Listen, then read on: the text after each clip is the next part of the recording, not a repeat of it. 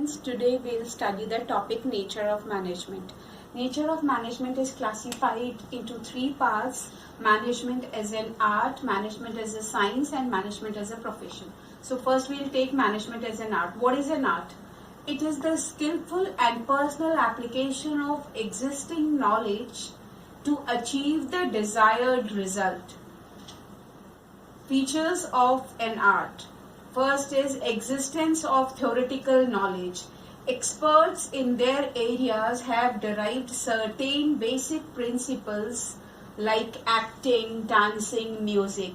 If you want to become an actor, you have to go through a theoretical knowledge of acting, how these theoretical knowledge can be applied in the real situation when you are doing acting. If you want to become a dancer, you have to go through the dancing skills, theoretical knowledge and principles of dancing, how these principles and theoretical knowledge can be applied in the real situation when you are dancing. Next point is personalized application. Manager handles the subordinates in his own personalized way. Two dancers, two actors, two managers will always be different from one another, because the managers will handle the situation in their own personalized way, based on practice and creativity. Practice makes a man perfect. If you keep on doing practice of any activity which you like, you will become perfect. Suppose you want to become an actor, if you keep on doing practice of acting, you will become perfect actor. So what is the conclusion? Is management an art? Yes. Management is purely an art, because in management, manager applies all his theoretical knowledge in the skillful manner to handle the subordinates and the situation of the organization. Now, next topic is management as a science. What is science? Science is a systematized body of knowledge that explains the general truth. Features of science: systematized body of knowledge. The principles of science are based on cause and effect relationship. For example, if you throw an apple in the air, it will fall down on the earth because of the gravitational force. Then second point, principles are based on observation and experimentation. All the principles of science are based on observation and experimentation. Even the principles of management given by Henry Fayol and F.W. Taylor, they are also based on observation and experimentation. Then third is universal validity. All these principles of science as well as management are universally applicable. The principles of management and science are applicable not only in business institution but also in non-business institution like clubs, hospital, school, etc. Conclusion: is management a science? No.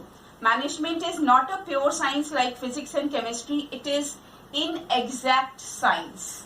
It is a soft science because it deals with human beings and the behavior of human beings are unpredictable. So management is not a pure science like physics and chemistry. Next topic is management as a profession. Is management a profession? What is profession? You have already studied in 11th class. What is profession? Profession is an occupation. Profession is an occupation backed by specialized knowledge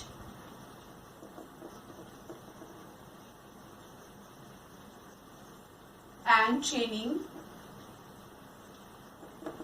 in which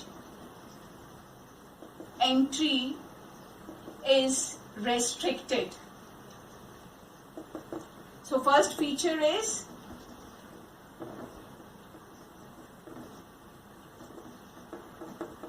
specialized body of knowledge. Means if you want to become a profession, if you want to become a doctor, you have to go through MBBS. If you want to become a lawyer, you have to go through LLB. If you want to become CA, you have to go through the course of CA. So these are the specialized course. If you want to become a professional, you have to go through this specialized body of knowledge. Second is formal training, Without training, MBBS degree is not complete. Without training, LLB is not complete. Without training, CA is not complete. So training is must in all the profession. Third is restricted entry. Everyone cannot become doctor. Everyone cannot become lawyer. For becoming doctor, you have to compete the exam, NEET. If you want to become lawyer, you have to compete the exam, CLAT. If you want to become CA, you have to compete the exam CPT. So there is a restricted entry for all the professionals. Then professional association. If you want to become a lawyer, you have to get yourself registered under Bar Council of India. Then fifth is ethical code of conduct.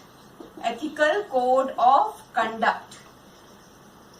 Doctors take oath for practicing ethically. They have whatever they have learned, they have to practice in an ethical manner. So what is the conclusion? Management is not a full-fledged profession. It is not a full-fledged profession. Thank you. That's all for today.